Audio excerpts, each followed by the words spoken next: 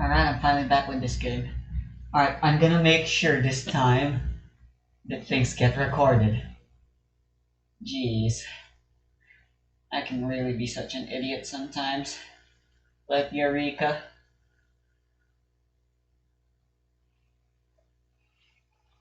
Speaking of, I guess I should talk about that. I don't think I'll be recording another part of Galeria, so I'm gonna say it here.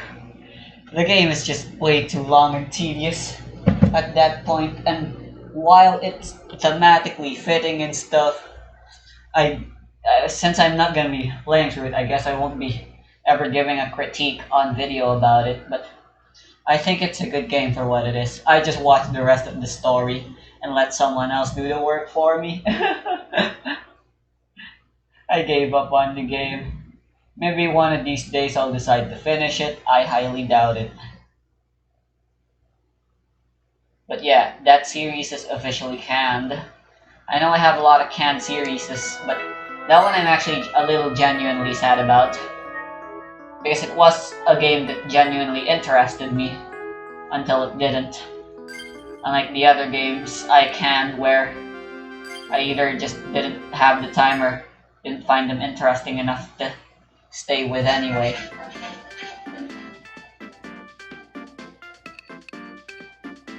I can at least show this.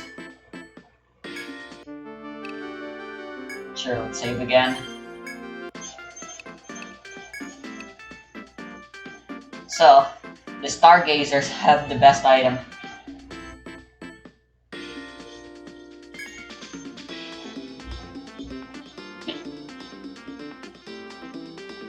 They all in the back.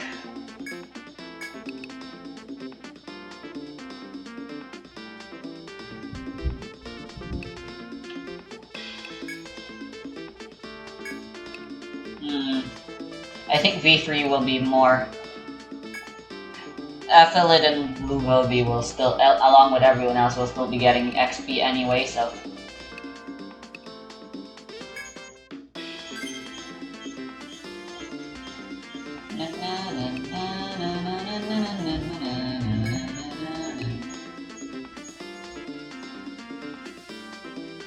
I just realized.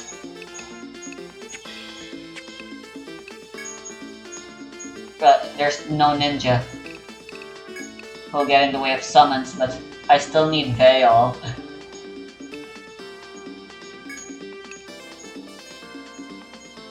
I'm making the decision of V3 and Luvobi.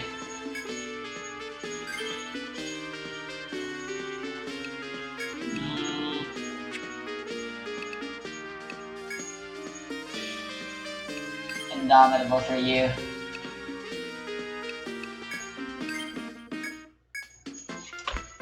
Yeah, the Wildling is good, it's just I really don't like that they can't deal any elemental damage. But they do have access to every physical damage. I don't know, maybe if I brought Mara along.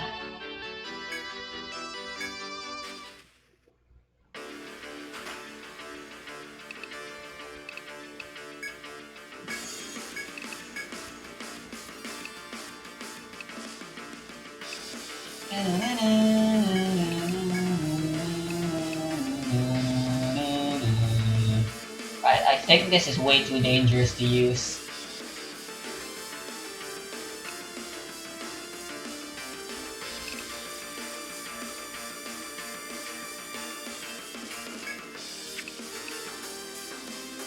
Alright, still 4 turns, that didn't change.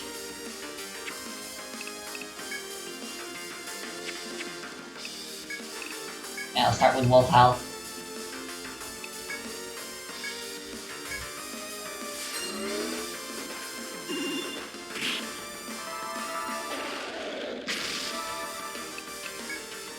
Nice.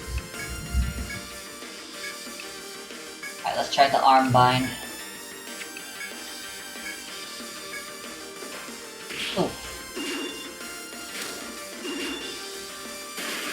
Now, can you guys please cast fire? Really?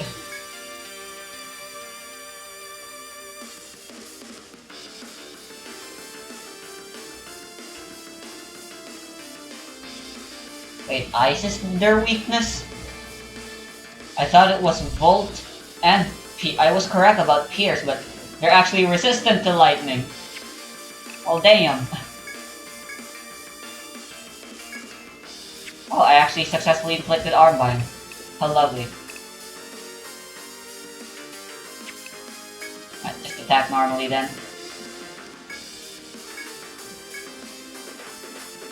It's fine if Perkins die.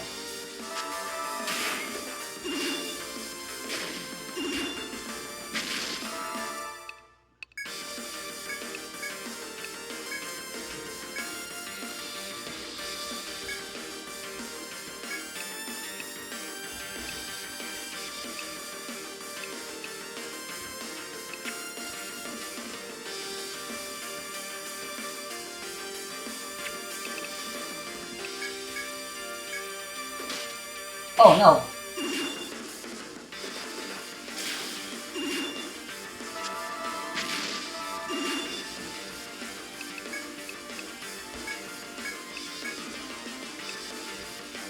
Oh, group heal.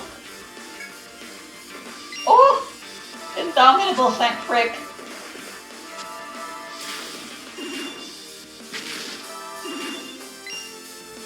Well, at least they're neutral to fire, but it could be more useful. Oh, charge tactic. Let's go. V3 will be fine as long as she's tanking for now. They made refresh unnecessarily too expensive, man. Oh, Pollux died, I don't care.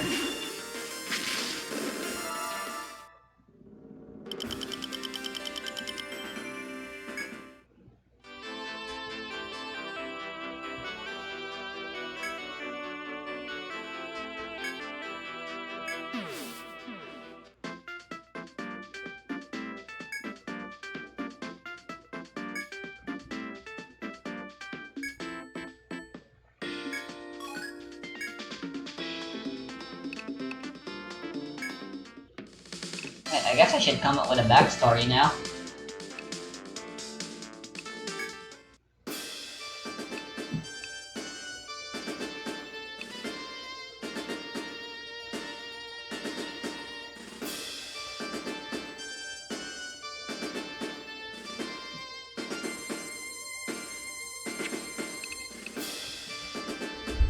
What's my...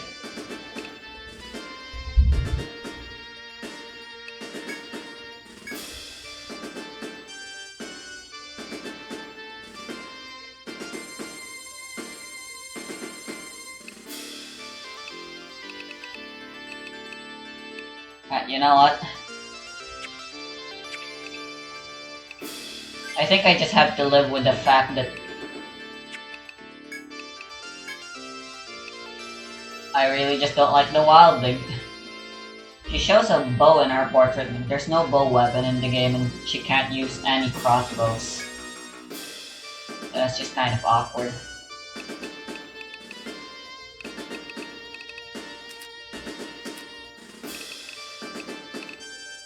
This class is good, but right now there's really just no reason for me to ever want to add someone like her to the team.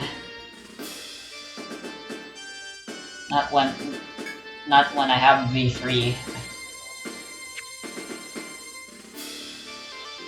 Maybe when I unlock subclasses, I'll have someone subclass as Wildling. I don't know when that is though, and I don't want to know.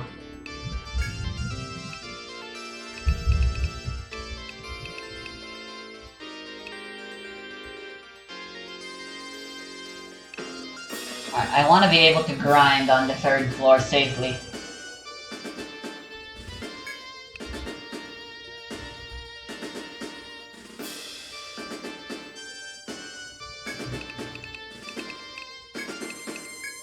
I'm running Alma since she's actually stronger than Luvobi right now. And I think she'll be far more useful in what I'm about to do. Can't go without Veil.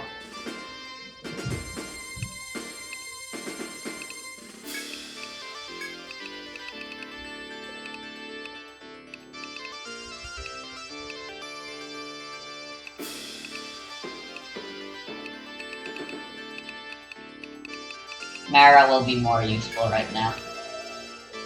But I do have the ice weapon now.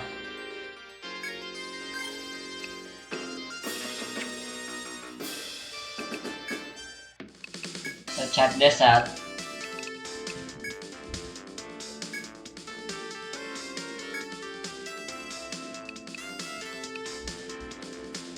Yeah.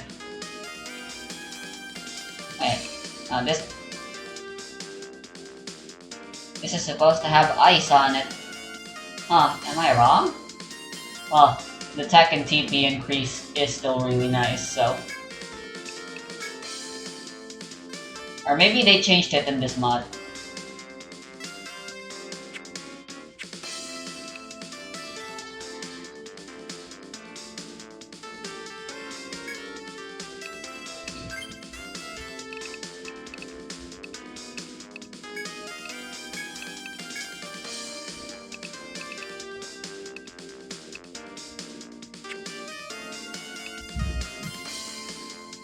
Having level 2 firearms would be really good.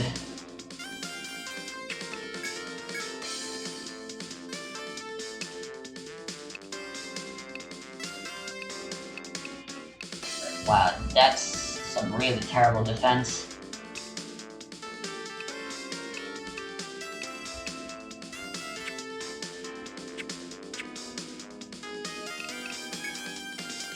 Let's see if I can do something about that.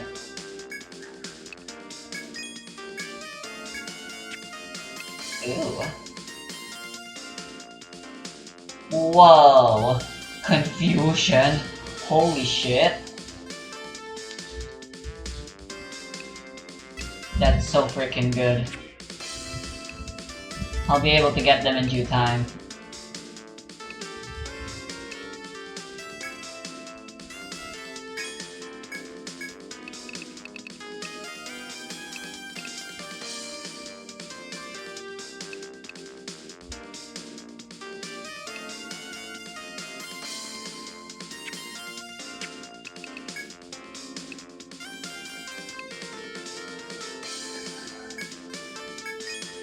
Don't need this anymore.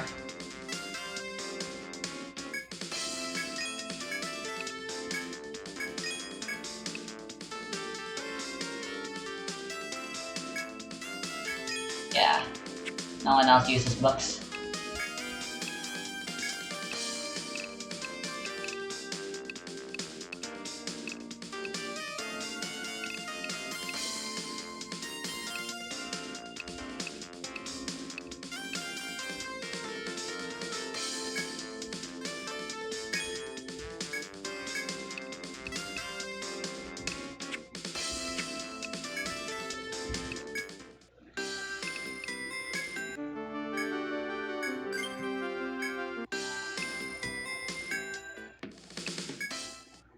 Alright.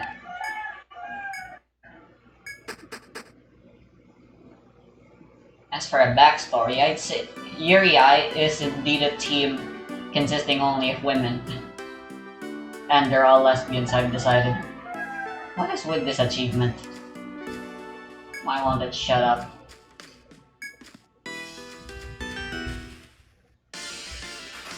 Oh no, Great Links, whatever shall I do?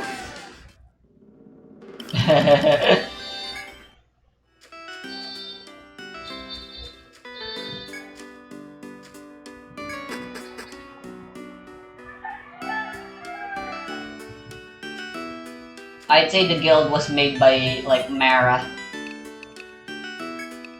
She's like a washed off princess from some faraway country somewhere, along with Iyusk. Let's say their two countries were like fighting each other, but then they fell in love and they didn't want to take part in the kingdom's politics and all the fighting anymore, or they might have to kill each other one day. So they set away and found this place. And now they're exploring the dungeon so they can live on their own. And thanks to Mara's charisma, she was able to draw in a bunch of other people. And And I did say Veil's the main character, but what's her story? I could come up with the other characters later. Well, at least we know Bailey and Emily are sisters.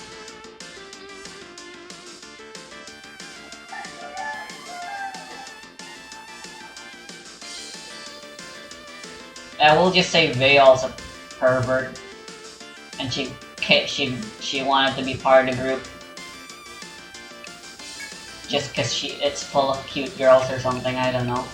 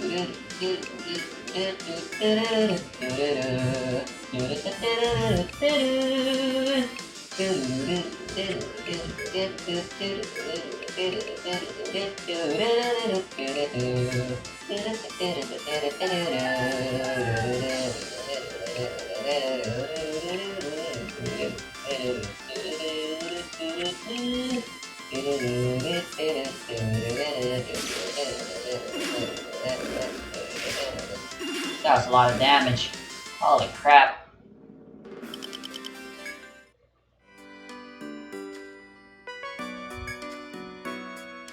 How do we explain V3? What kind of backstory can I come up for V3 though?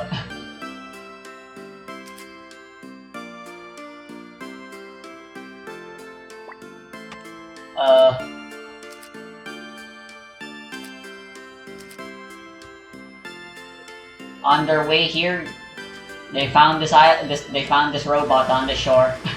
That's it. Did I accept the quests for this place already? No. Sure.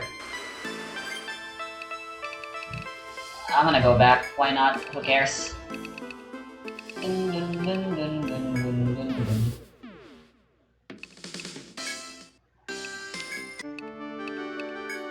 I didn't mean to save. I just wanted to talk so you guys can see the dialogue.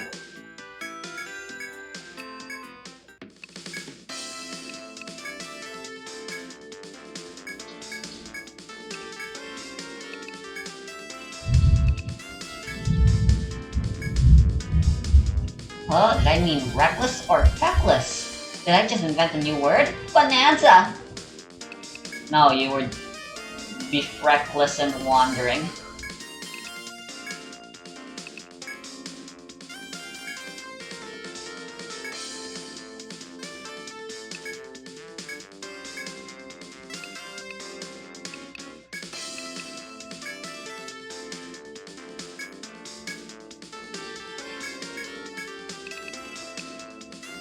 I'm not gonna waste my money on that guy just to see the dialogue again. I'm sorry.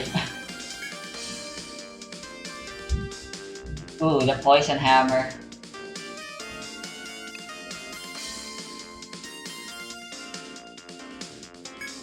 Alright, this one just requires you to...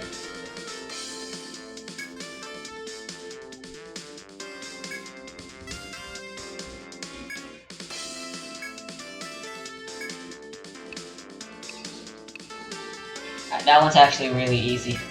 This one's a bit complicated, but doable as well.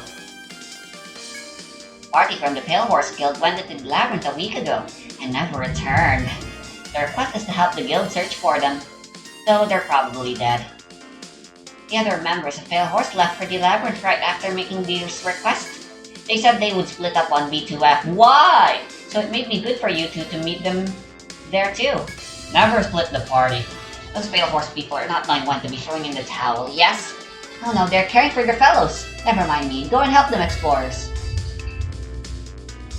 Oh, I did say Veil and E are romantic interest thing, so how the heck did that happen?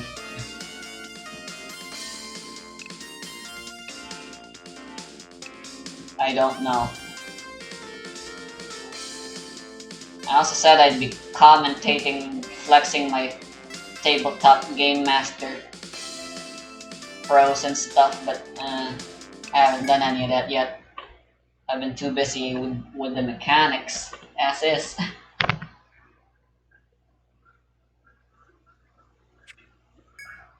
Right.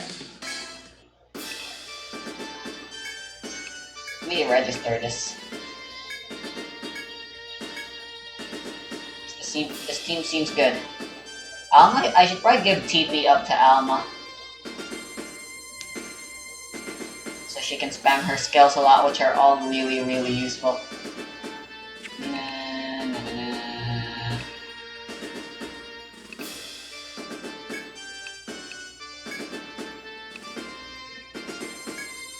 Let's just bring this party real quick. Actually, you know what?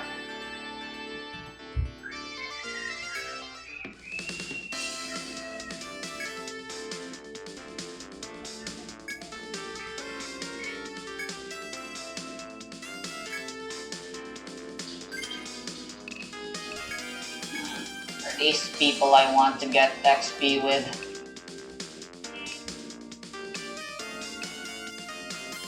I'd say yeah, can't go wrong with this. Although maybe I'd replace Iya with Veil or something.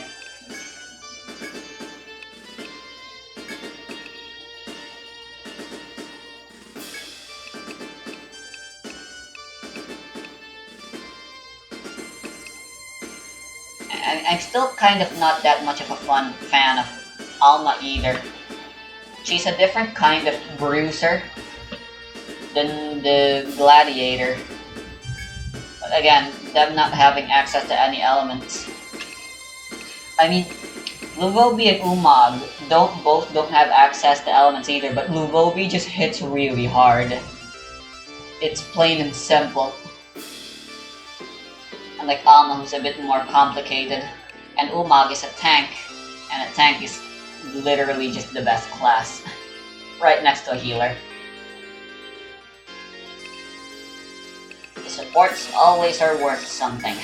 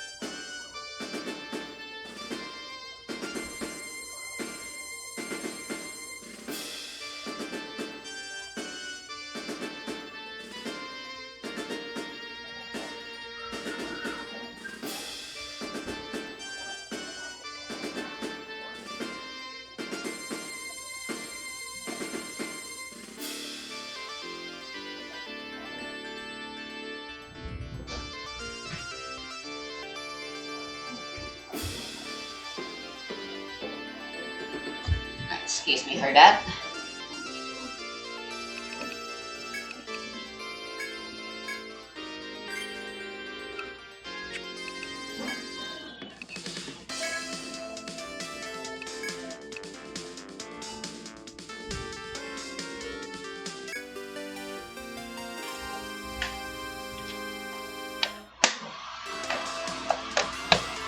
Ah, I see you, farmer.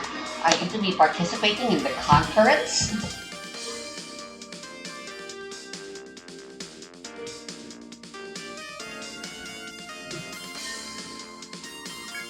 I have the time and place on this paper here. Go meet with your fellow agriculturals. Go and make some delicious vegetables for us all. The rest of you can wait here. Ah, I am welcoming you. How was the conference? Is your job completed? Ah, from the lookings on your face, I'm not needing an answer from your mouth. It is obvious that your experience was of great help. Oh, this is new. I guess it's because I had the harvest skills and stuff. So hell yeah. This is your reward for your fruitful service, or should I say, veggieful? Nice. Oh, and look at that. That's way more. That's a lot of XP.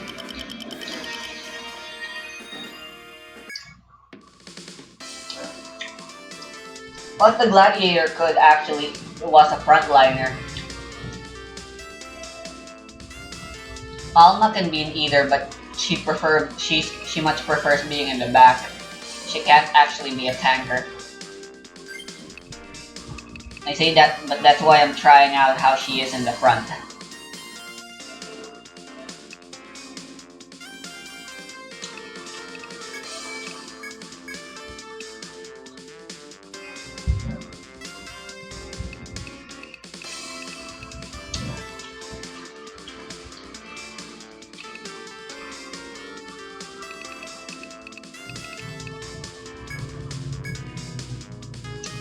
Oh, holy shit, what? I can actually get this skill by now? Cool.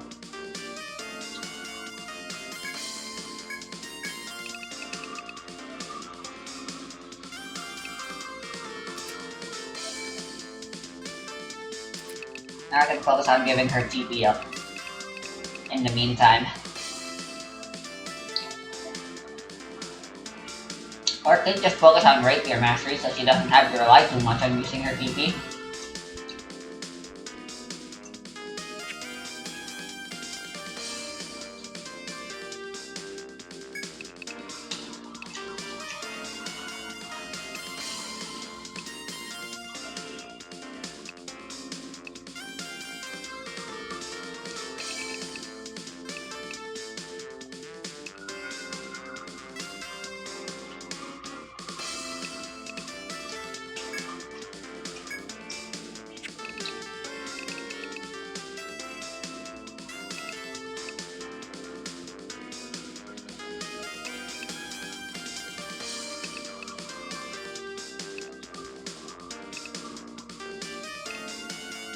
I guess I can just get level 5 with Team Nose.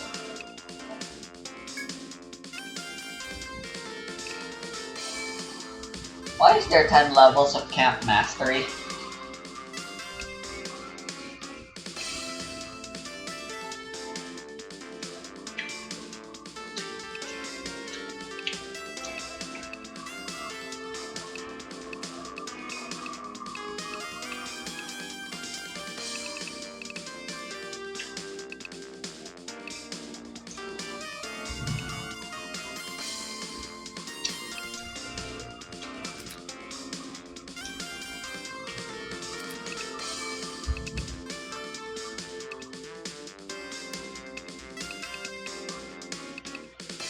I want Bailey to actually focus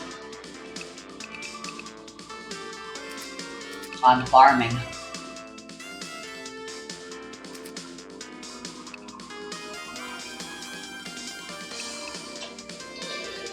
That would take.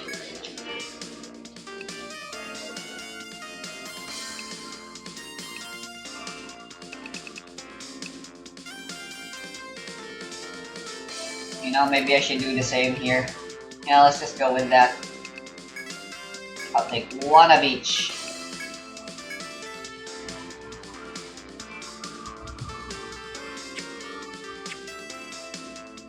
Lovely.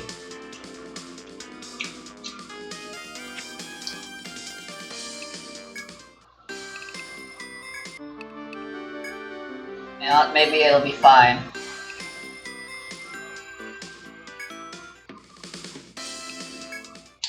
I can avoid the hippo for now. I just want to start mining.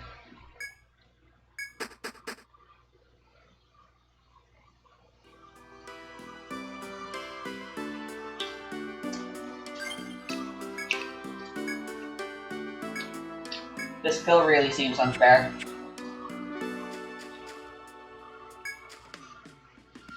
I'd like to know what that number means on the menu.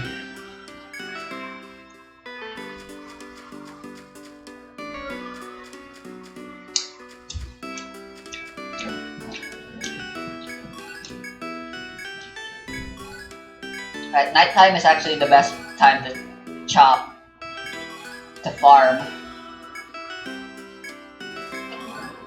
You haven't seen it yet, but here, I'm gonna try to see if I can get it. Yep, here it is. Okay, Great Lynxes are supposed to be rare at night when you do this.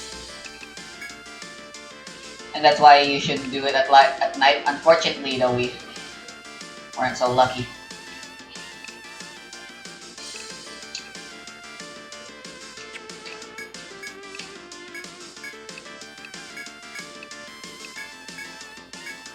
Should be fine just attacking. I need to run.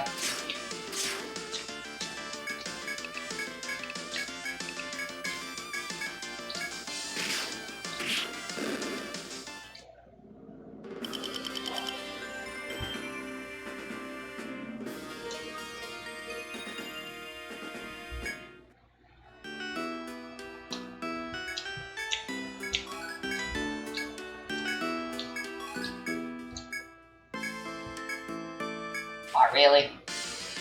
Ah.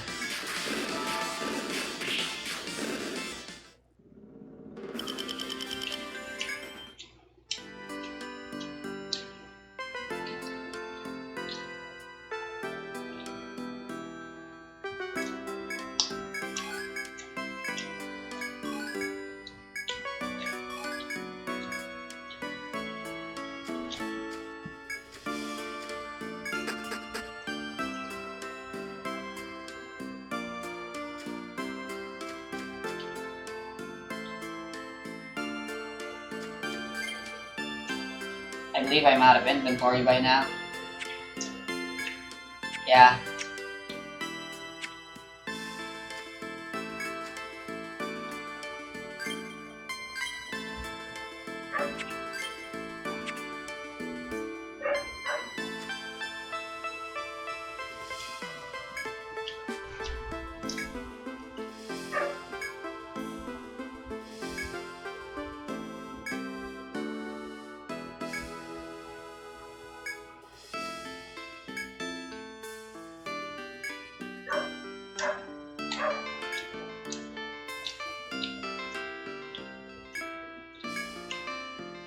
That's the first step.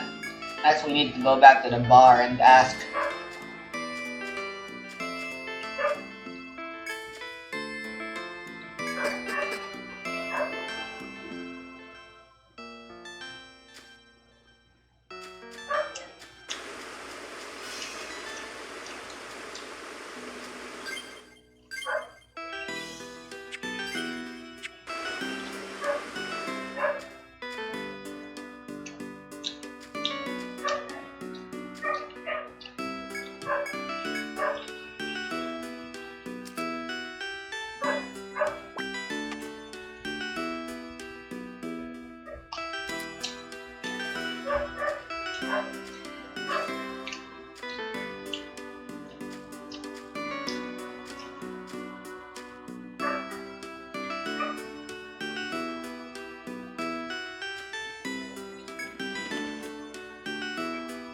There it is.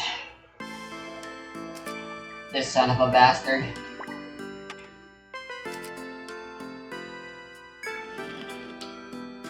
Don't need to go there just yet. Never mind, I do. Alright, so originally I just freaking beat the shit out of this guy because I didn't want to bother with evading, but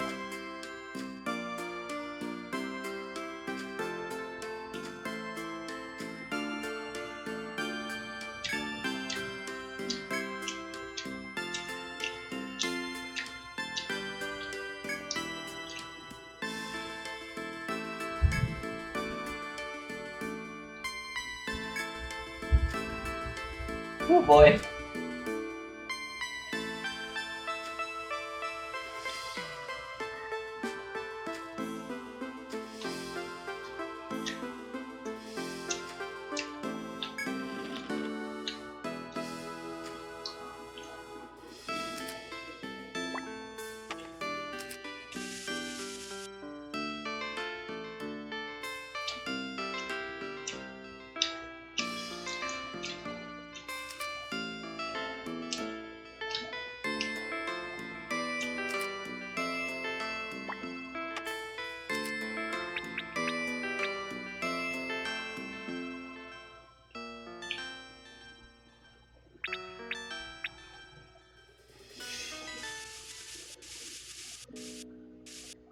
Oh, the mining point.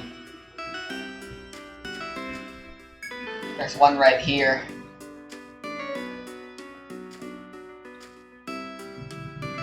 But I honestly wouldn't use this. It's way too dangerous, at least right now.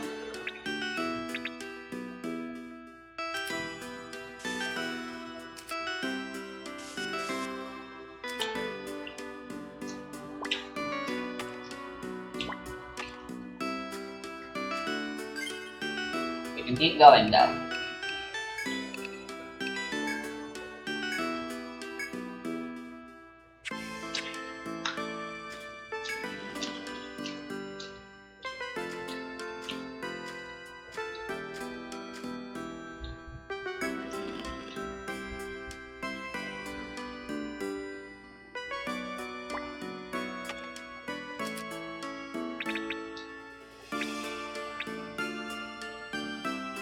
Right, that's actually the entirety.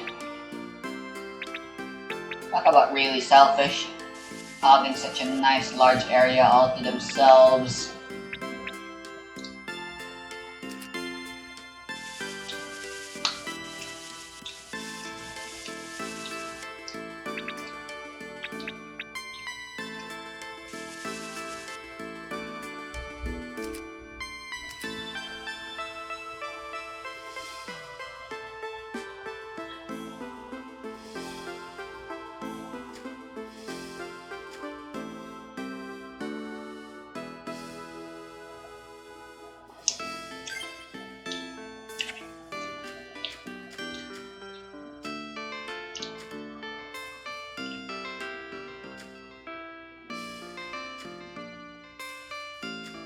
I swear there's like a freaking secret entrance here somewhere.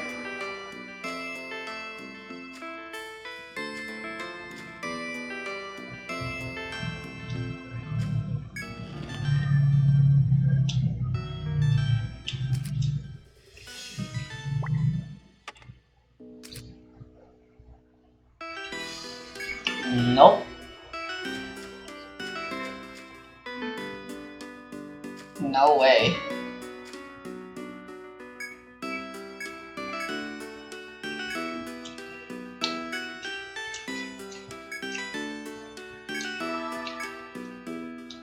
Cool.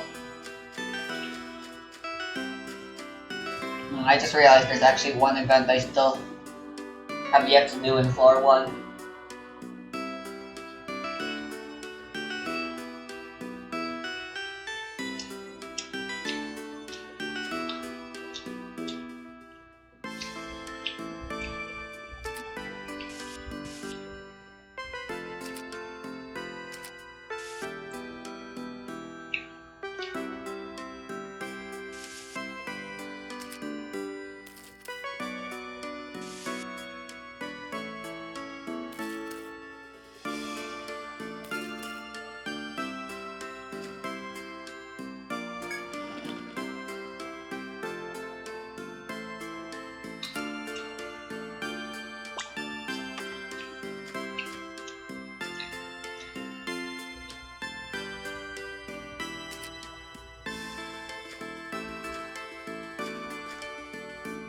Well, at least I got this now.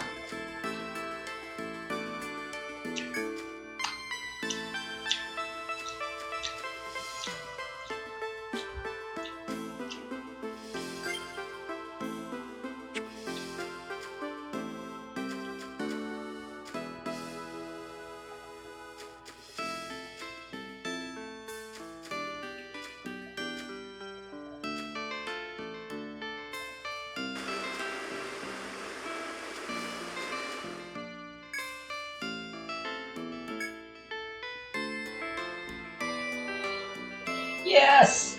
I finally found someone! Hey, you guys must be explorers if you're down here, right? You're... Uh, yeah, I guess. Honestly, guys, I'm kinda in some trouble. You know the things on this floor to chase you? I dodged them so far, but the one in the roof ahead just doesn't let up. I can't get past it. So I gotta ask you, can you find a way to avoid the monster teaching me how it's done? Fine. Thanks, that'll be a big help. I'll be close behind you, so just lead the way.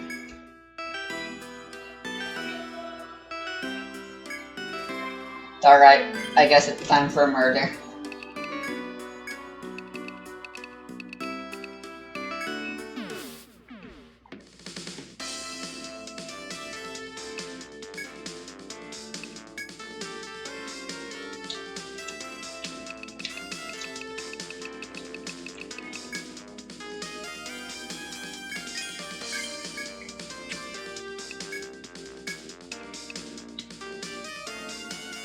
Ooh.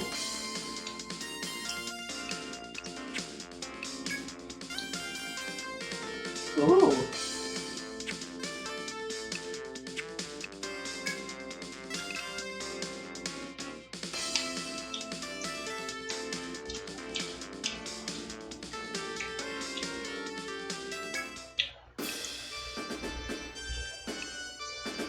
It'll be difficult, but if I can kill that guy, I can start mining and get some really good shit.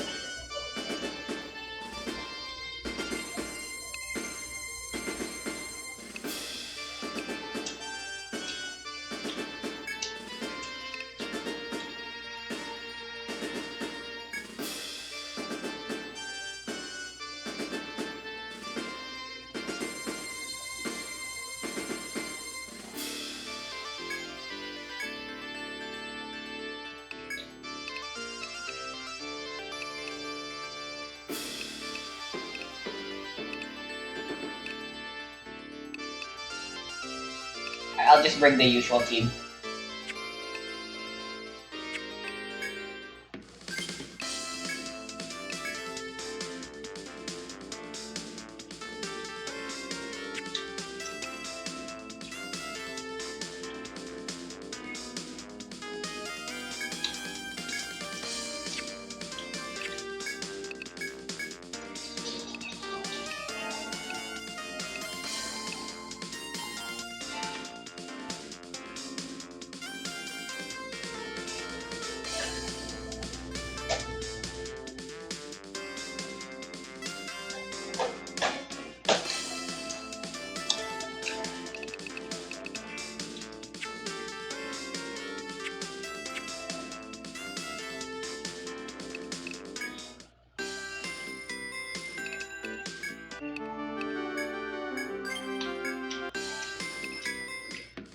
Let's hope we're strong enough.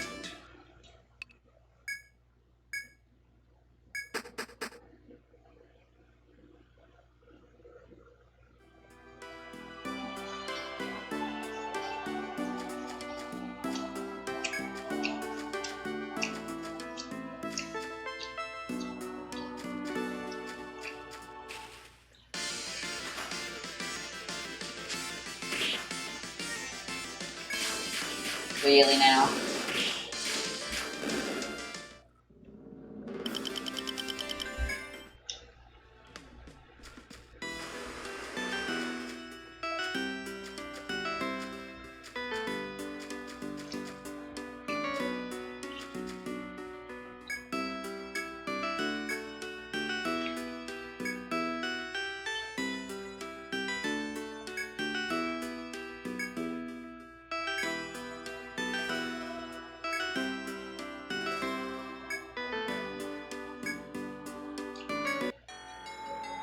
Dang it.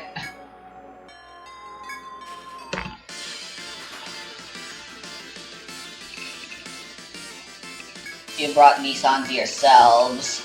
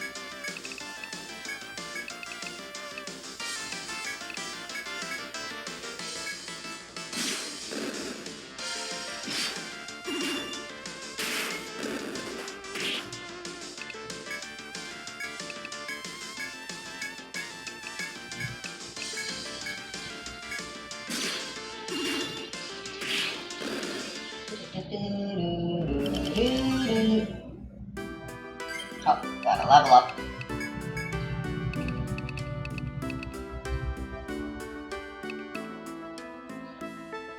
Oh yes. Blood return.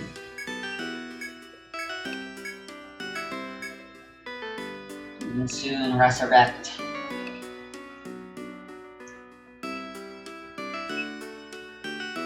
So it's a fixed number of TP. I mean that's still pretty good.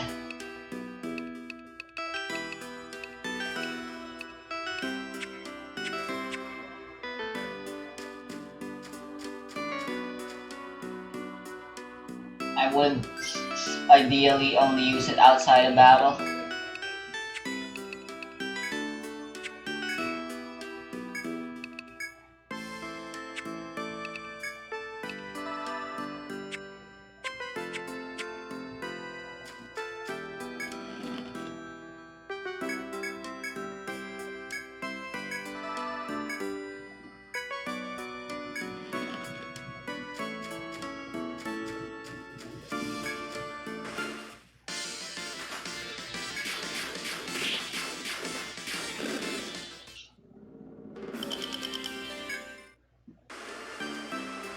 Well, that was annoying.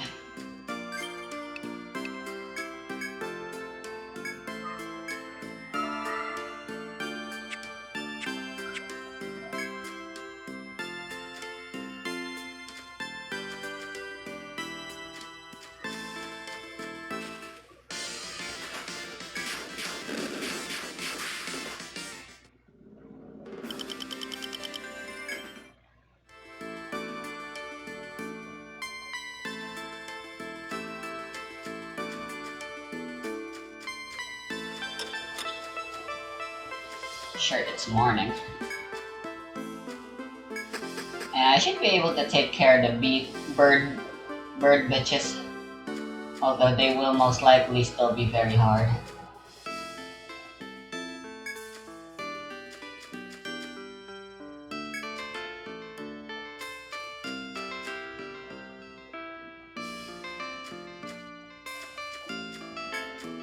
By the way, the boss monsters, the FOEs you kill, they do respawn after approximately 14 weeks, apparently.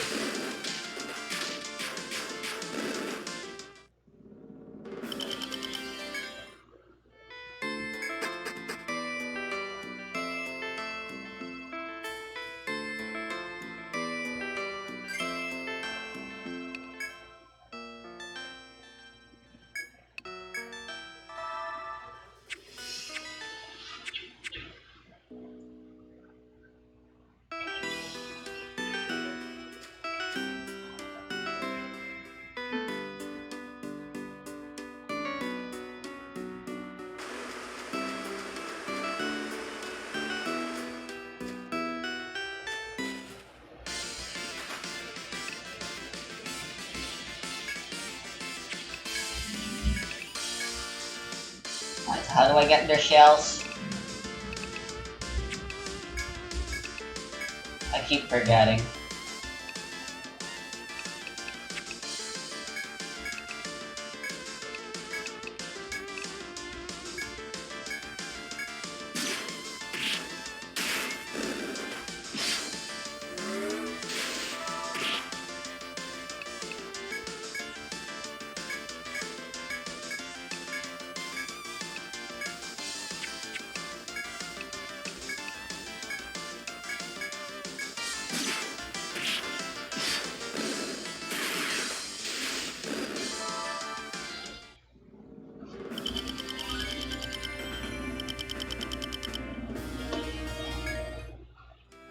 Sasuga.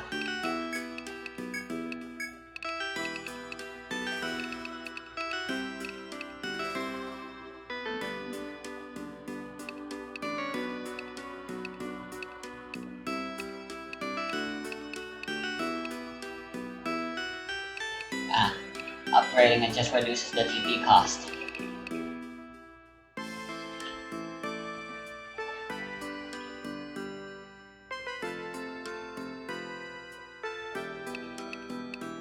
Alright, our row with firearms would be really useful.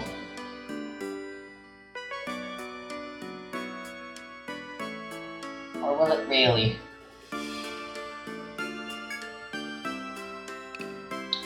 I'll just get shock arms and hold off to it for now. Vayal isn't really doing much attacking. Mara will be focused on buffing. So really, as long as B3 gets the correct element. And assuming I don't fucking die and they don't hit, and these guys don't hit like a truck, which they do hit like a truck.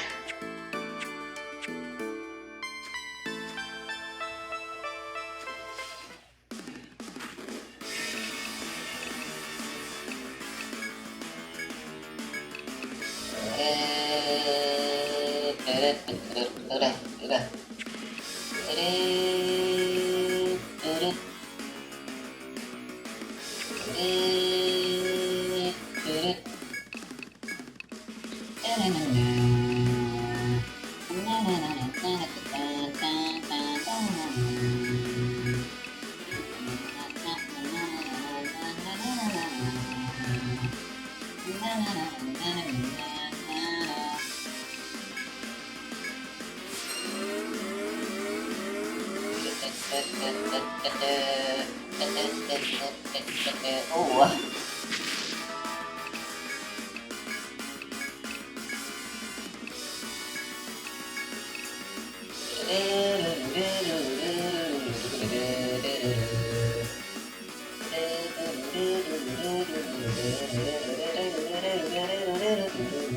Alright, guard tactics actually a bad idea.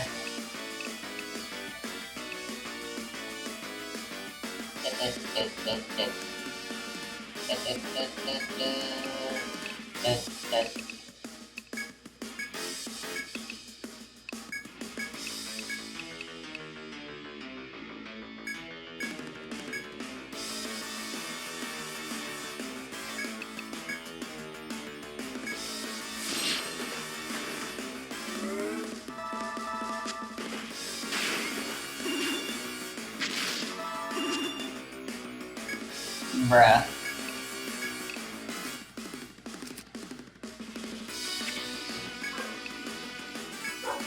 Oh, we can get guard order in the front.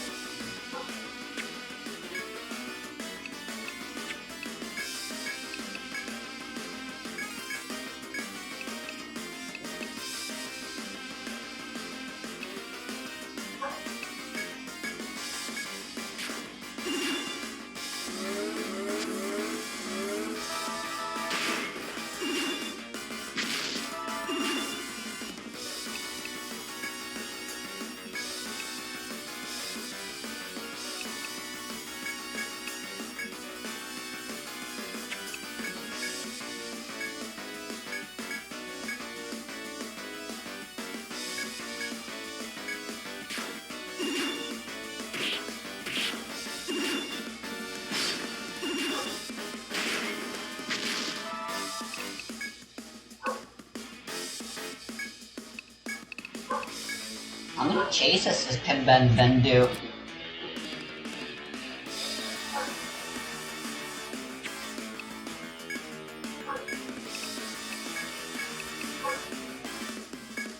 Wow, we're actually already halfway through.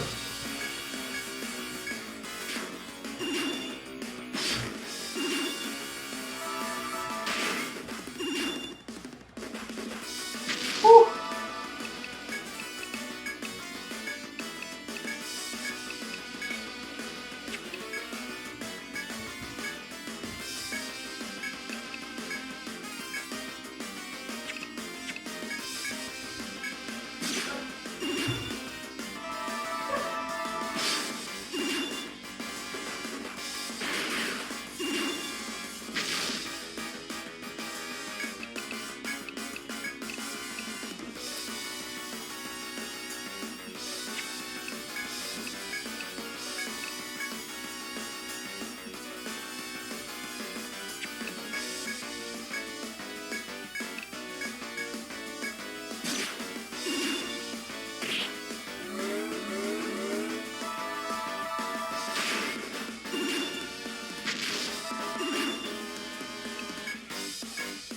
Let's go!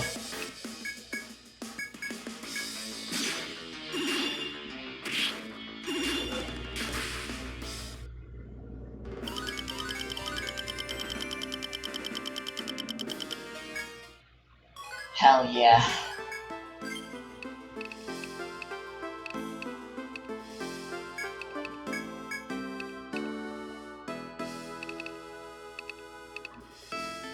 I don't know what to get. Rocket engine might be good.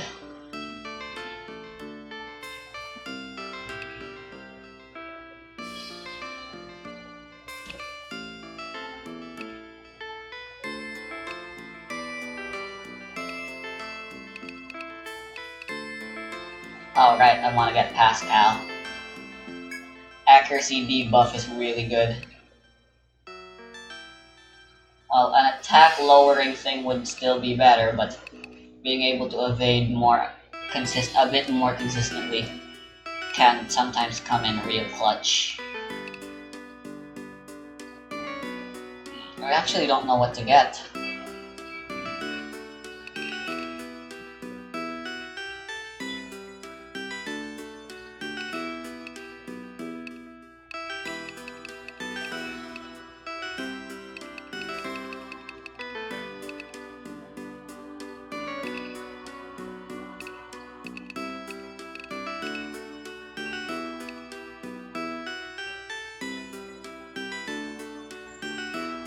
Alright, so the TP returning is based on TP and tech.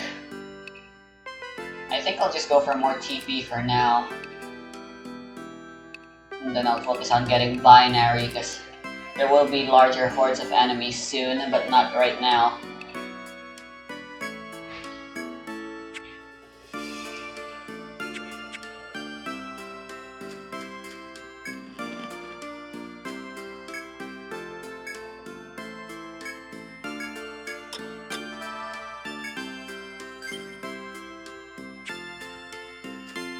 Let's keep going.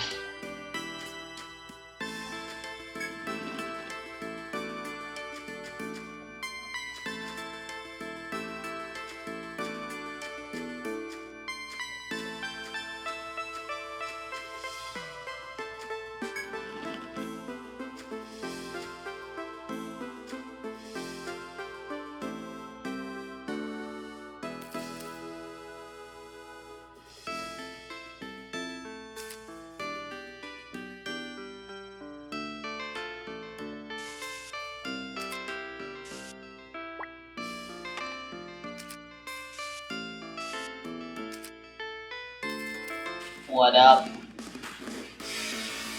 Ooh, nice, we got the preemptive somehow.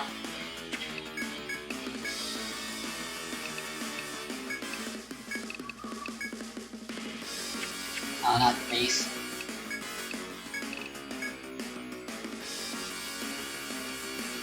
Thankfully, all this boss has going for it is its massive HP pool, as well as its hard-hitting prowess. It can't do any status ailments and stuff.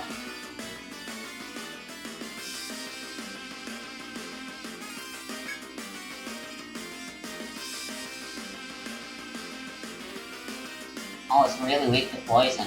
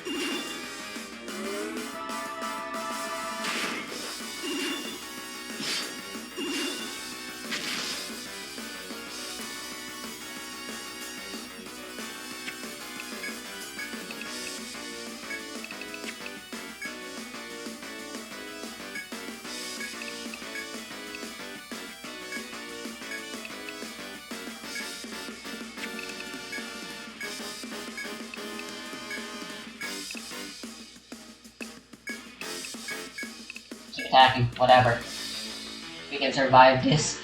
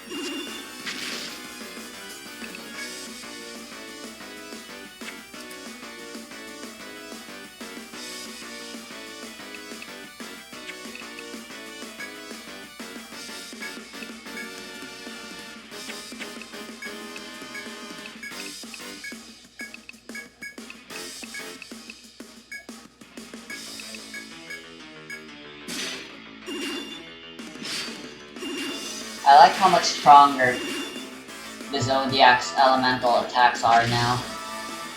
It's the fact that they could only really deal damage through their TP, but their damage wasn't really all that great anyway, is a big hindrance.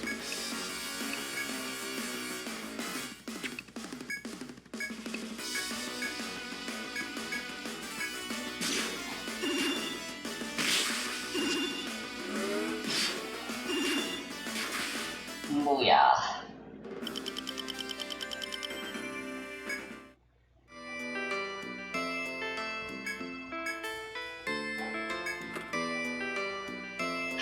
There it is.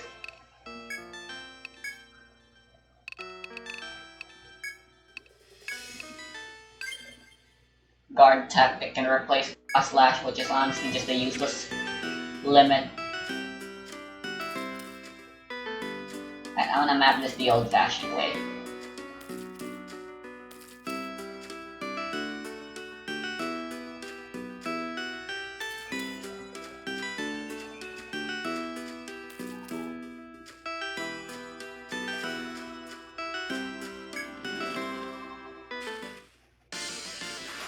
Uh-oh. These guys are a problem.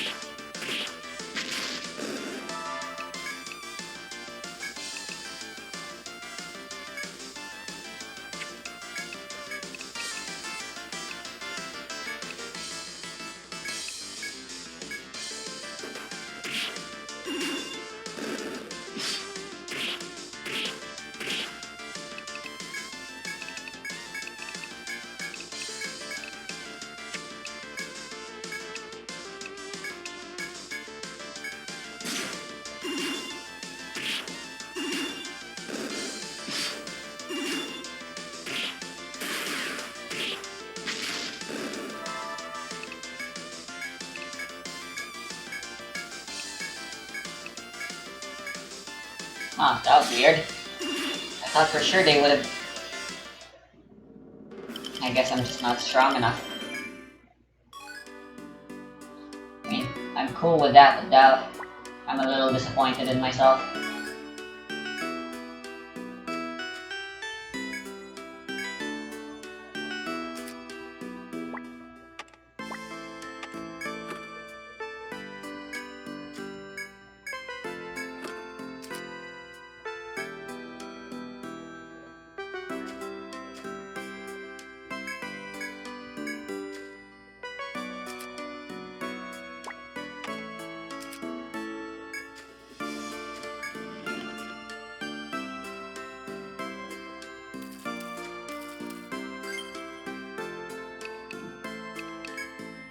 I'm an Ariadne thread.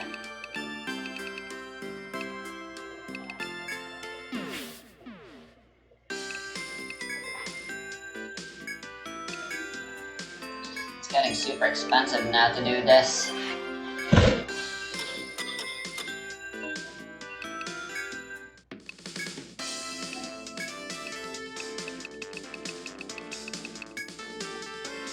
Hot damn.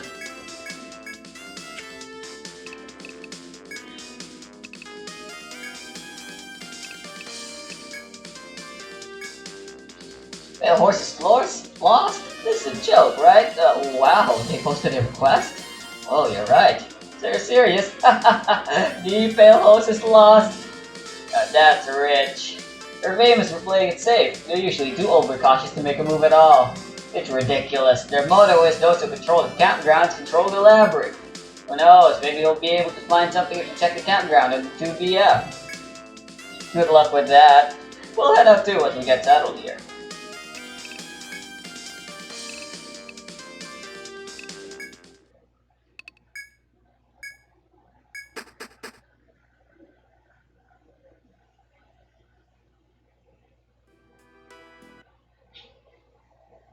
What's this?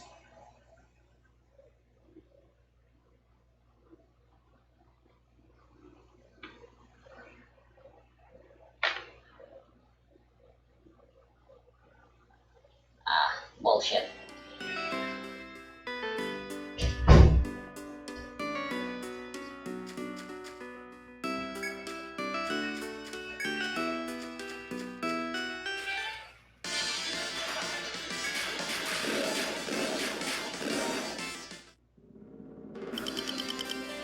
Damn, look how much more stuff they drop now in this mod.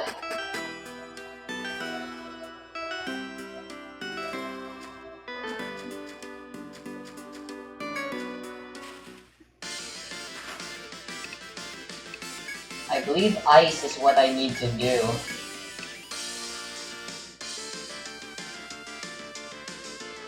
That or fire. I'll try both and see what works.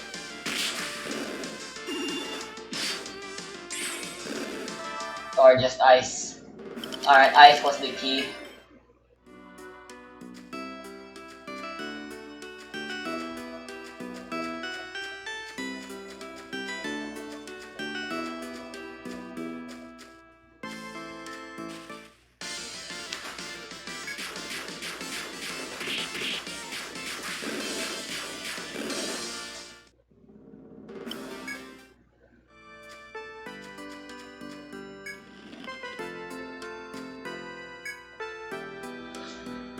Long time no see, everyone. Is your investigation going well?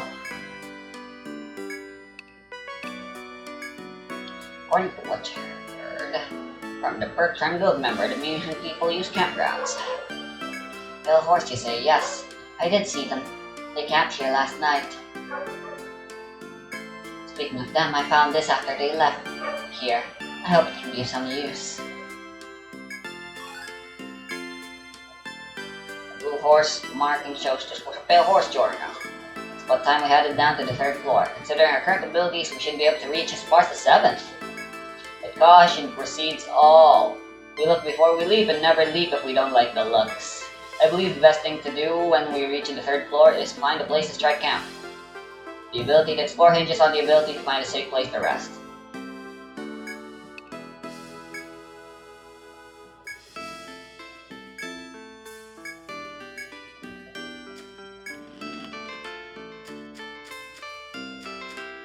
A bunch of weirdos.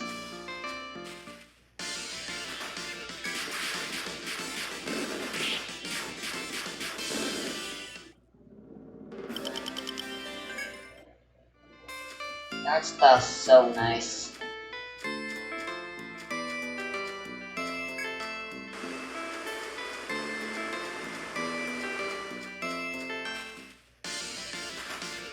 Whoa.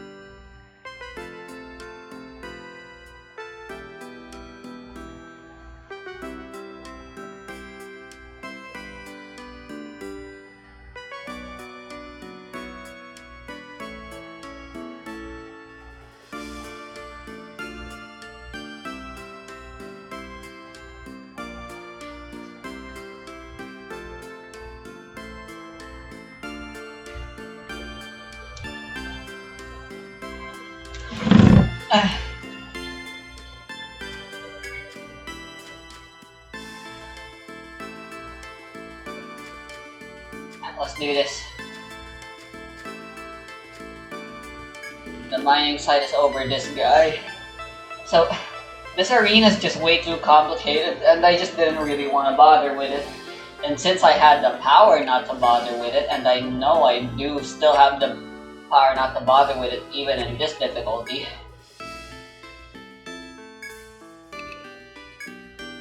Let's freaking do it! I want to check the recording real quick. Okay, thank fuck.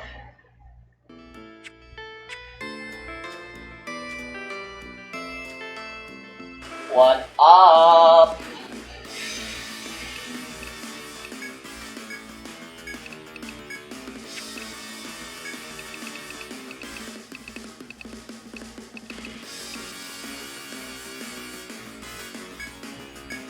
Why not? We have charge and defend tactic. This is gonna be even easier now.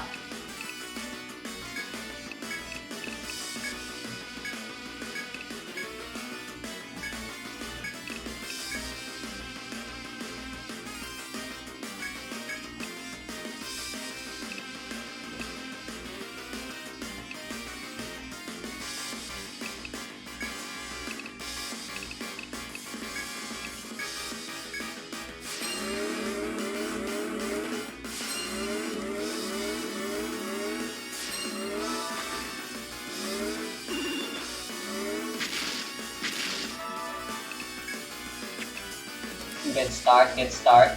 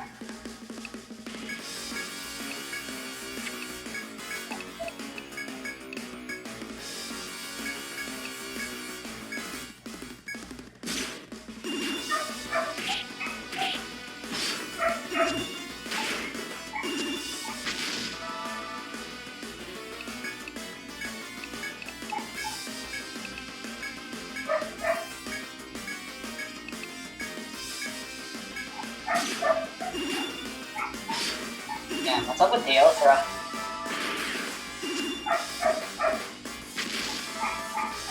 Damn, she recovers so much TP per turn now. Holy shit, when did that happen?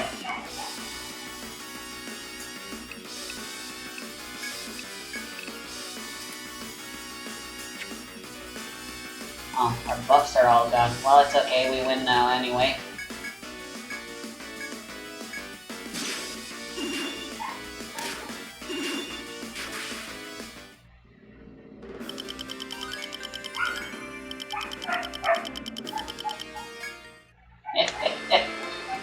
You guys in your victory over the Master of the Shore when the boy who was hiding reappears. Man, you guys are strong. I didn't think anyone could beat that thing. Who are you guys? Oh wait, I haven't even introduced myself yet, huh? My name's Agatha. I'm the ninja leader of the Muratsumi Guild. Nice to meet you. Yo, so Hepatia's looking for you? Hepatia was looking for me? Seriously? Man, she's hopeless. Okay, I'll head back to the city. In a bit. We get there first, can you tell her I'm coming? See ya!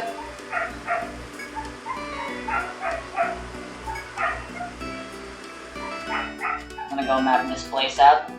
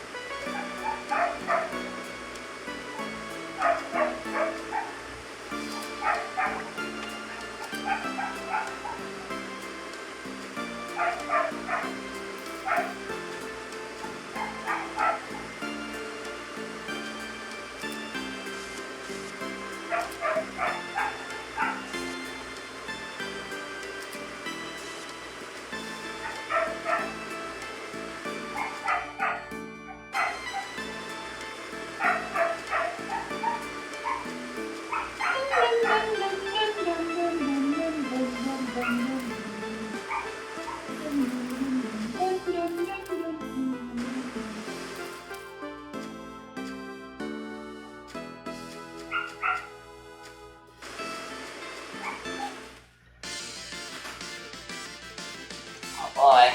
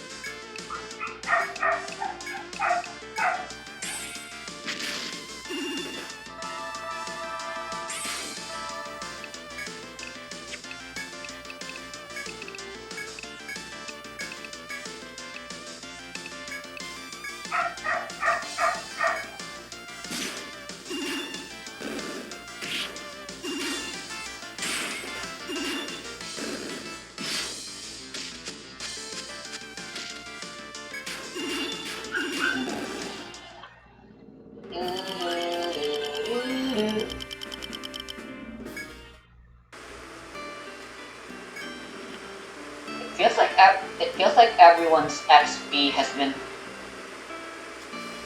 Feels like XP gain is a lot more abundant in the mod anyway as well. So yeah, they made the grinding a lot less tedious. Oh my.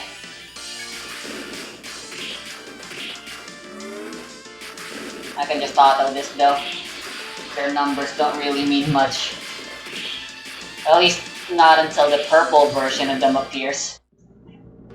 Zelda style, the blue colored variant is stronger than the red variant.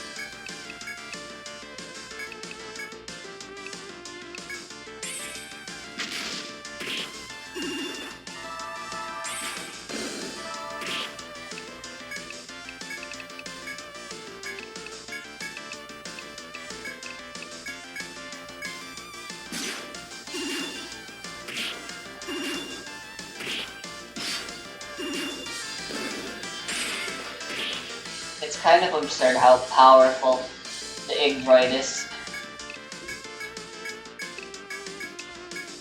I'm sure I'd still be enjoying a whole lot of power without her, but I really like the playstyle. That is the thing though. It is just a matter of playstyle that's the reason I'm playing with the team that I am right now. Now that everything is balanced. It's just a matter of preference now what team you want to take.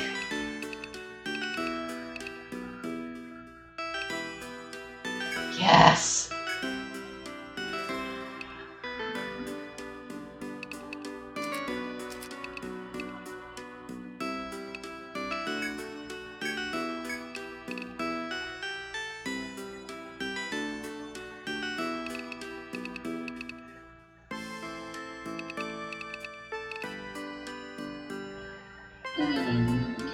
Dun, dun, dun. Can Royal Lineage give me anything? Ah.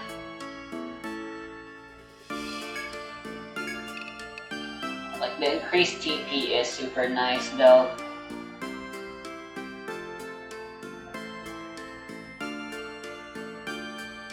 Anytime she gets buffed, she gets TP.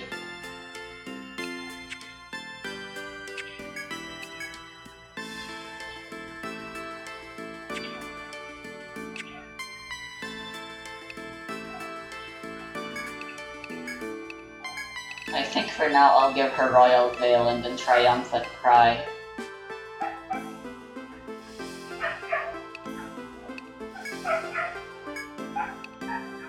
It won't be much, but I might be able to use her as a replacement for Veil one of these days.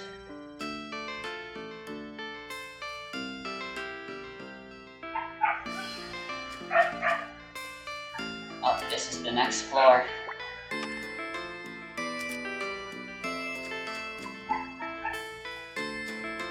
There's supposed to be a teleporter here. Ah, here it is.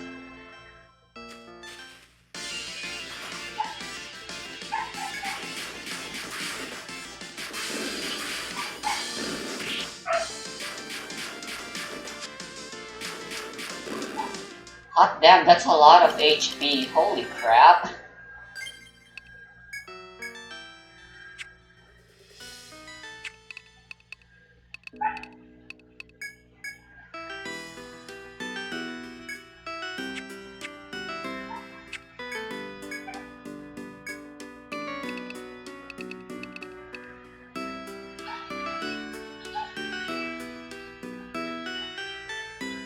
Okay, so Blood Return can only be used in combat. That's fair enough, I suppose.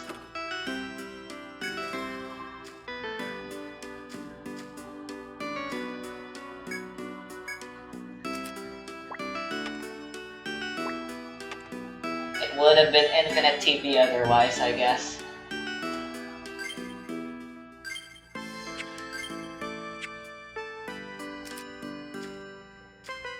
Although this is still...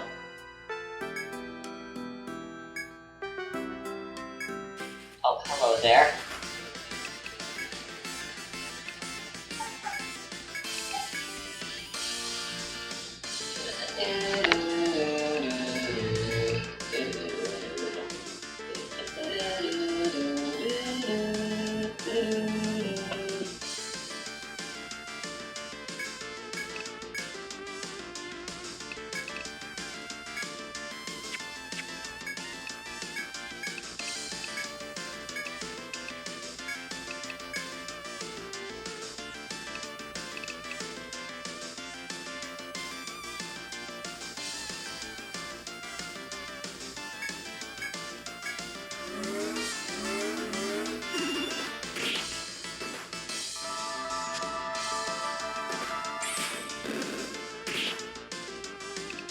God damn, look at that.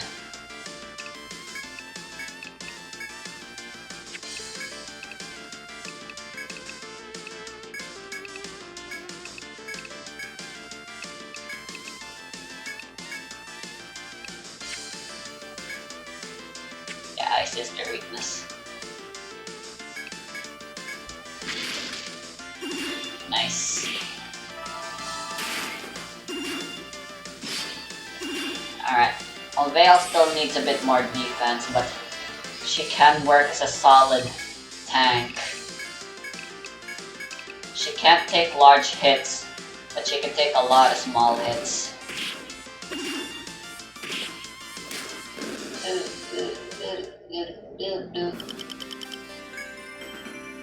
Oh damn, I'm carrying too much.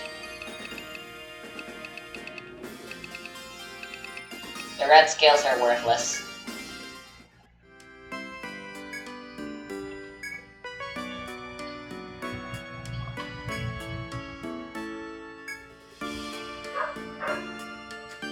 Oh no, how horrible.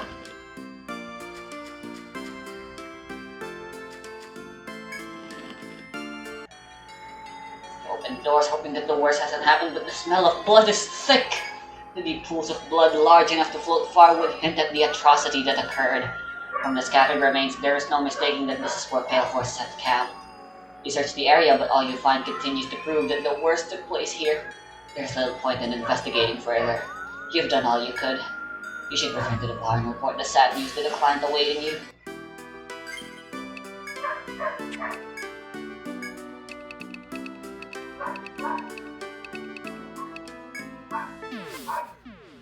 Alright, I can actually begin farming now.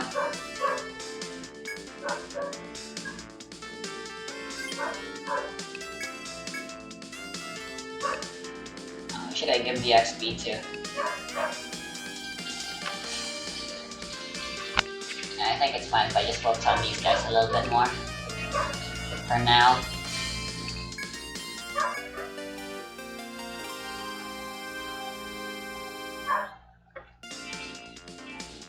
Ah, you're back. I have been waiting for you.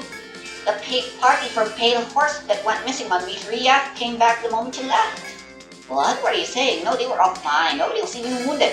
Oh wait, they did say they were attacked by monsters at their camp. But they said they slaughtered them all and roasted them for dinners.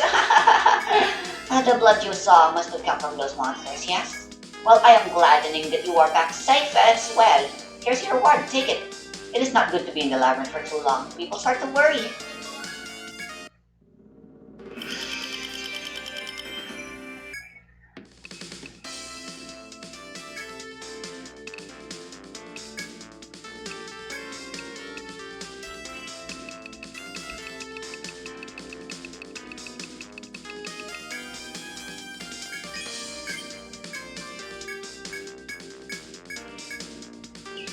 Hell yeah.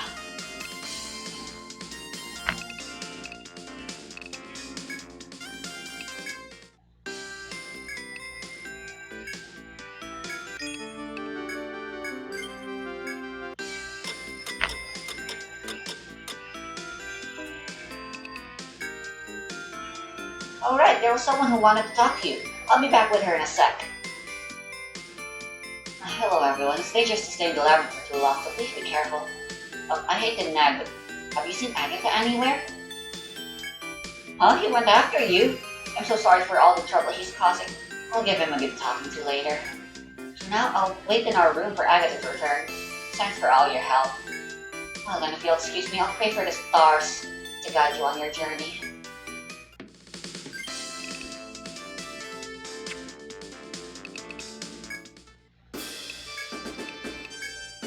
Let's get the farming with Evelyn Bailey.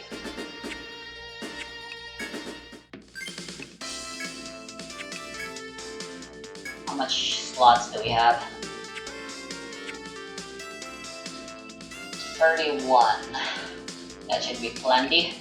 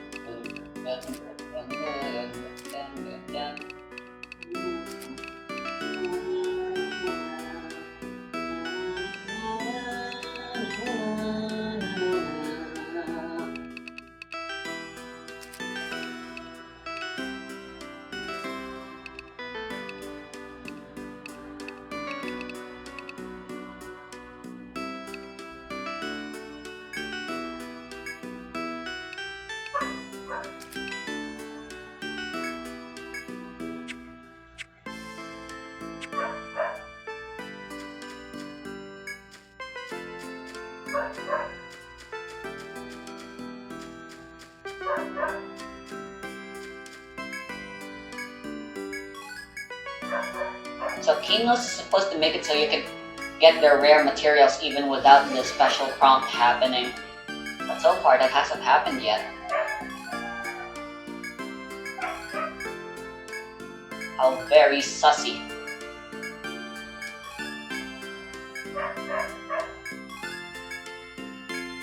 One more.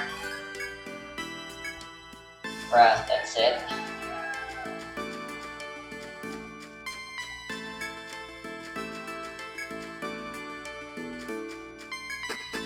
I'm gonna get it to like 3,000 yen, that should be fine.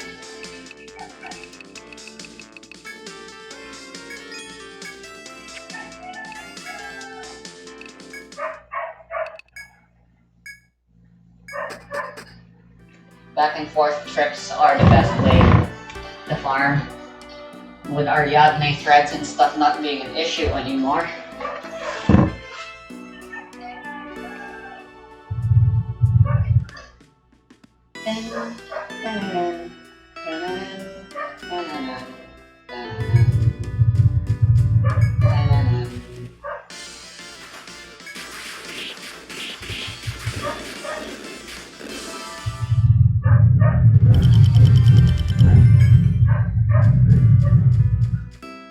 Considering how much more often enemies drop their stuff.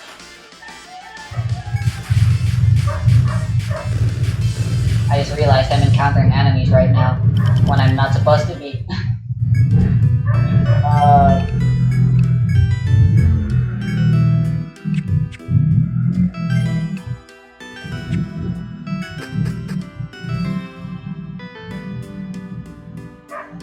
hey, that guy's respawned. Everyone else should start coming back too sooner or later.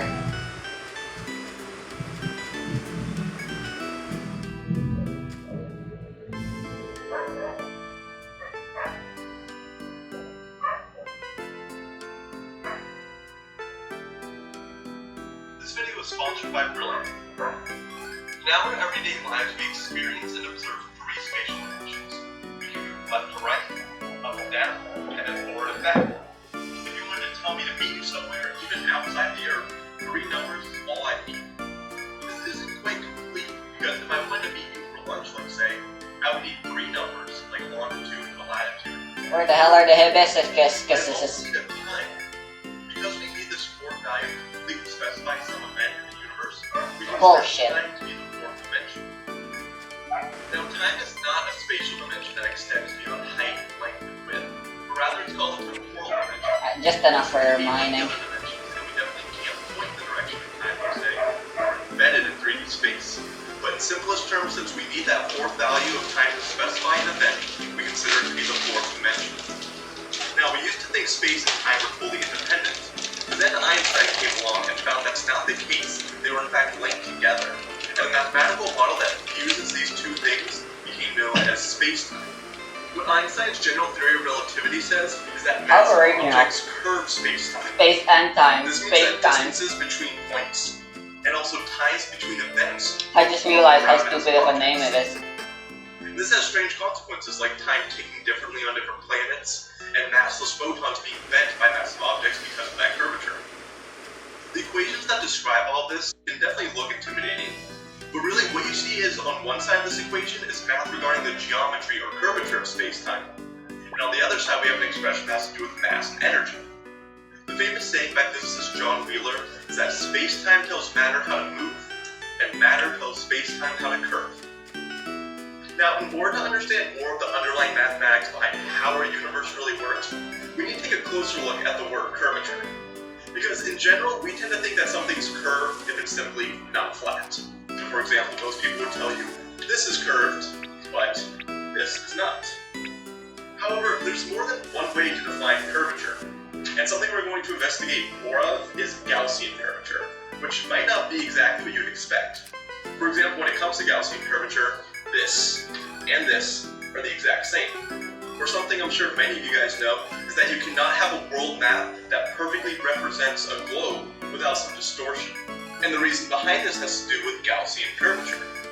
But moving to the actual map, a piece of paper has zero Gaussian curvature, which is probably no surprise. But why is that?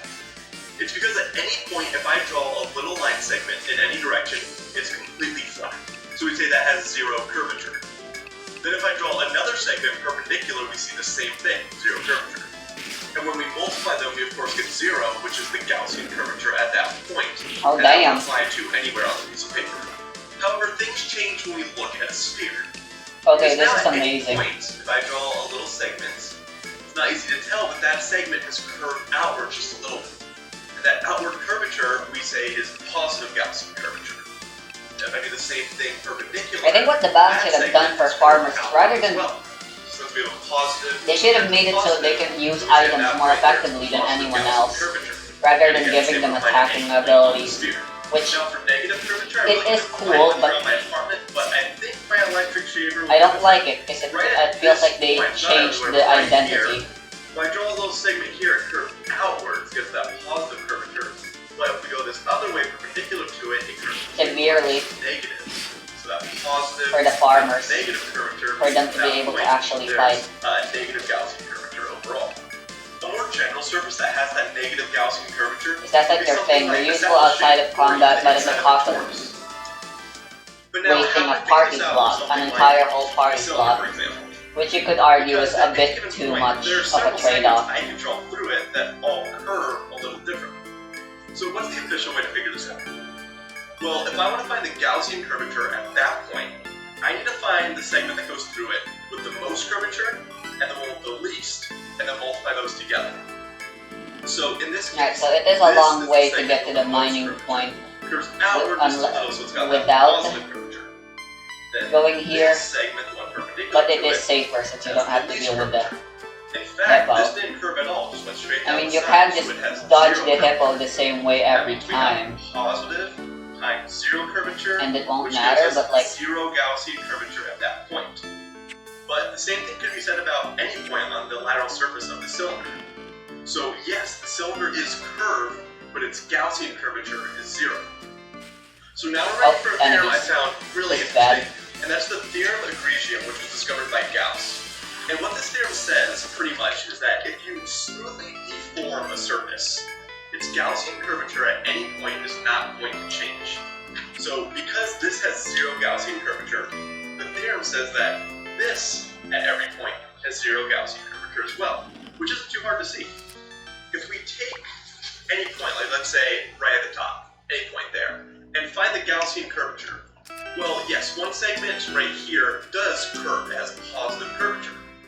But remember, we have to find the segment with the least curvature. That would be this one here, which doesn't curve at all, it's just a straight segment. So that 0 times positive curvature leaves us with 0 Gaussian curvature overall at that point. It didn't change. And the same goes for any point on the surface. So mathematically, it now makes a little more sense why I can wrap a piece of paper around a cylinder without there being wrinkles or anything like that. Because we saw this is 0 Gaussian curvature everywhere on the lateral surface. And when I deform this, it's and 0 since it's a Gaussian new curvature. day, It's not going to change at any point. Because it smoothly maps onto the cylinder, no wrinkles or distortion or anything like that. However, we saw that a sphere has positive Gaussian curvature. And because this must maintain its 0 curvature as I deform it, then I cannot wrap a piece of paper around the sphere. And if I were to try, it's guaranteed to crumble. And if this were, I don't know, a map, and I tried to wrap it around a globe, then we're guaranteed to have distortion. And if I try to give a piece of paper negative curvature, you see the same thing happens. Basically, if you get positive curvature here, then we gotta bend it up this way, which if you try, it's not gonna happen without it crumbling slowly. Okay, now that we have some background with that, it's time to talk about people living on these surfaces. And by the way, we're assuming that these surfaces are all very large. Now, to a small creature living on these surfaces, whether it's a giant sphere, a flat plane, or a saddle, the area around you will appear to be flat and two-dimensional. So my question is, even though this is the case, can we determine we're on a curved surface without leaving it? Like, could we determine that the Earth is not flat without going into space or going all the way around? The answer is yes, but especially for this first explanation, you need very precise equipment.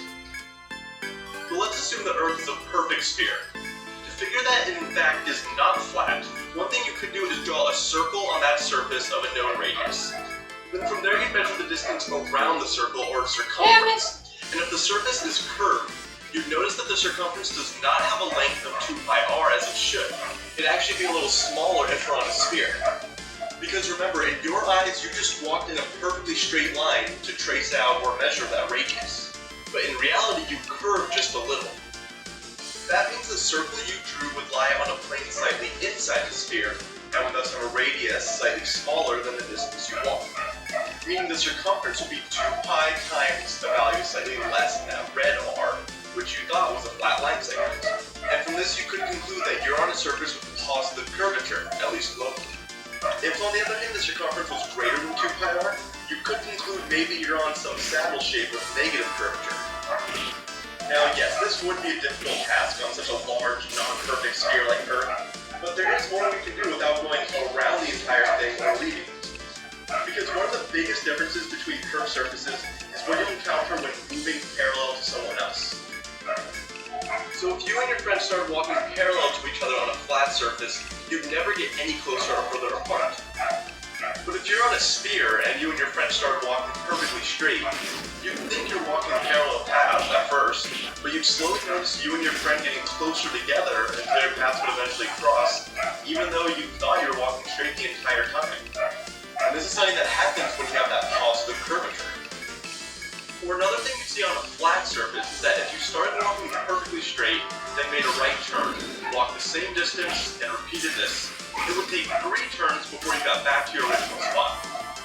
But if you're on a sphere, it'd be possible for you to make 2 right-angle turns before returning to your original position. This wouldn't always be the case, of course, but it is true that on a positively curved surface, the internal angles of triangles always add to more than 180 degrees. So if we go to brilliant sight, the secret to a problem like this, where you have to find the sum of all interior angles, is that longitudinal lines are always perpendicular to the equator, which is why they appear parallel, at least when they're very close. Then since they meet at the top, you have a triangle whose angles will definitely be greater than 180, and that excess will depend on that top angle in this case. Negatively curved surfaces, on the other hand, have internal angles that sum to less than 180. Which means if we want to see whether our universe is open, closed, or I got one more, I guess. doesn't have negative, positive, or zero curvature, we could make a big triangle and measure the internal angles, since that directly relates to that intrinsic curvature of our universe. And scientists have done this before by looking at the cosmic microwave background, and they found that the universe is mostly flat, as in parallel lines behave as expected if there's no curvature. Kind of the least exciting answer, unfortunately, but on top of the small margin of error, the exact shape of our universe and its global topology are still up for debate. So we found that geometry in spaces that aren't flat or non-Euclidean geometry gets really weird, but there's still more we haven't seen. Like in flat space, we know the shortest distance between 2 points is a straight line. However, on a curved surface, we usually don't have straight lines. So we call the shortest path from point A to point B along a surface a geodesic. As an example, on a sphere, the shortest path between 2 points, or the geodesic, is always part of a great circle. A great circle is basically the largest circle you can draw around a sphere. So what you see here, or the equator, would be examples of that. You It's can think time of for a geodesics topic as the path we screen. perceive to be straight as we walk along a surface, at least when that surface is very large. Like if you went outside and started walking perfectly straight right now in any direction, assuming an ideal sphere, you'd be walking along some great circle of the Earth. These are also what we see for flight paths. Planes are traveling along geodesics. If you want to fly from New York to Madrid, you would not fly along the latitude line, as that's part of a small circle, which is not a geodesic, and therefore not the shortest path. You'd instead take a slightly different path, which is part of a great circle. But on a cylinder, for example, a geodesic looks more like a spiral. In fact, I know this is a geodesic because if you were to unroll a cylinder back to a flat plane, the geodesic should remain the shortest path, aka a straight line. But to relate this back to the universe, you first need to note that light naturally travels the path not of shortest distance, but of shortest time. Damn, look at When Tails, light we're actually travels through finally in air the through a triple medium digits like glass, in we terms know of that it will CP. refract, bending at a different angle. The reason is because that is the path that will make light go from point A to point B the fastest. Light doesn't travel as fast in glass compared to air, so although this may be the shortest path, it doesn't minimize time, because in this case the light spends more time in the glass where it's moving slower. Now when light moves through the Awesome vacuum of shuriken, space, sounds to nice. minimize time, it travels along geodesic curves, which are typically straight lines, but around massive objects light bends. And because light follows geodesics, we can say that mass bends those geodesic lines. Or really, we can say that space is Our curved. attack scales off of Simply attack, put, which if is really geodesics confusing are since not straight agility is lines, then there's supposed some to be indication that the the space main is curved. thing. And this was a huge breakthrough, proving that general relativity was in fact correct, seeing that it wasn't just things with mass that were affected by gravity. Okay, so far we've gone over Gaussian curvature, geodesics, and some non-Euclidean geometry. But we need one more thing. We need a way to calculate the distance between nearby points on curved surfaces. Because when it comes to a flat plane, this is really easy to do. Just give me any 2 points, and I can use the Pythagorean theorem to find the distance between them. But if we want to be able to do this on curved surfaces, we need something else. And that brings us to the metric tensor. The metric tensor was discovered by a mathematician named Riemann, and it's this mathematical this tool that level allowed for you would be Einstein to really nice. complete his general theory of relativity. Now, if we have a flat plane and a vector going from the origin to 3, 4, which we'll just label with this notation, finding the length of that vector isn't very hard. We know the x component is 3, which I'll label delta x, and the y component is 4, which I'll label delta y. Now, I'm just going to deal with distances squared here, I'm actually so I don't gonna have level any this square up. roots, but this doesn't change Because it's anything. really cool. Anyways, we all know the Then general I'll start solution to find that getting distance level 1 squared of all the is delta binaries. x squared times a constant I think it's plus about time another I did that. constant times delta x delta y plus another constant times delta y delta x plus another constant times the change in y squared. Okay, I know that was probably frustrating since of course the distance squared is just delta x squared plus delta y squared, the good old Pythagorean theorem, which would tell us that the distance squared is 25 or the distance is 5. But the equation I put is still technically correct so long as we assign values of 1, 0, 0. Yep, Atari's just 1 TP now. Lovely. But okay, why did I add those terms in? It's because the Pythagorean theorem only works in a flat space when you define your basis vectors very nicely. For this example, these were our basis vectors, which I'll label E1 and E2. Just a unit vector That and an means x, nothing's y stopping direction. me from just So when I repeating said that 3, 48 4 times vector, that in a just meant single we take 3 exploration E1s combined with 4 E2s round. and find the distance from the tail of Which the is just first to wacky. the tip of the last. But now, what if instead we use these as our basis vectors to describe any point? Because now that same coordinate would be considered 1/2 E1 plus 2 E2. Now if you want to find the distance, the Pythagorean theorem will not work.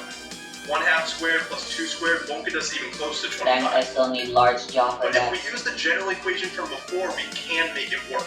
I don't want to The deal with delta that x and stuff. delta y are really just E1 and E2 you see here, so I'll just plug those in. Plus 40. Yeah, it's not very good notation since it's not really a delta x or delta y, but I'm just going to keep those consistent.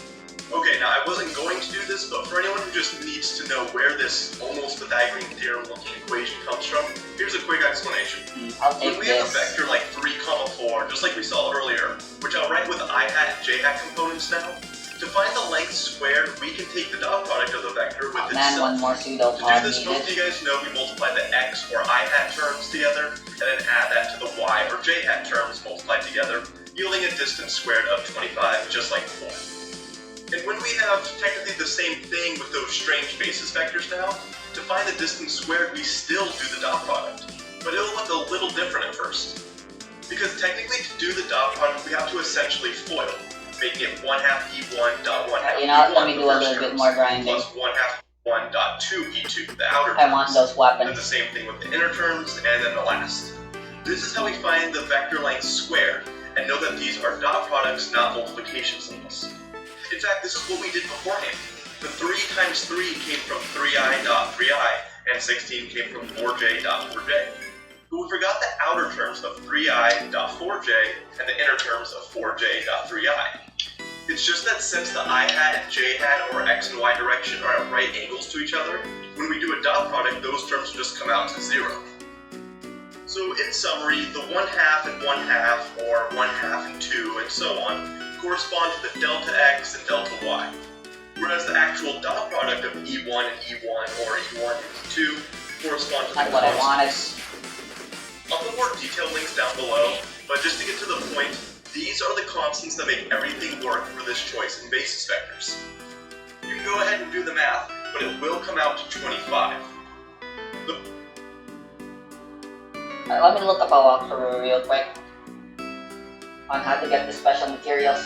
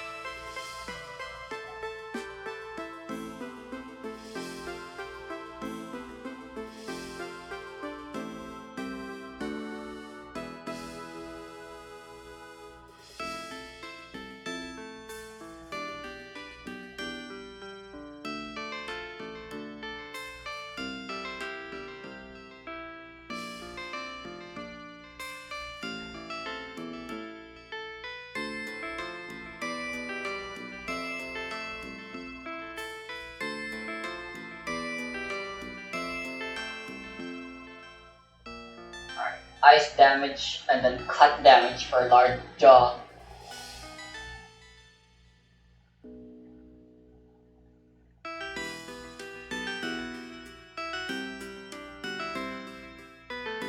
By the distance from the tail of the first to the tip of the last. But now, what if instead we use these as our basis vectors to describe any point? Because now that same coordinate would be considered 1/2 E1 plus 2 E2. Now, I'm gonna do this off screen. There will not work. 1/2 squared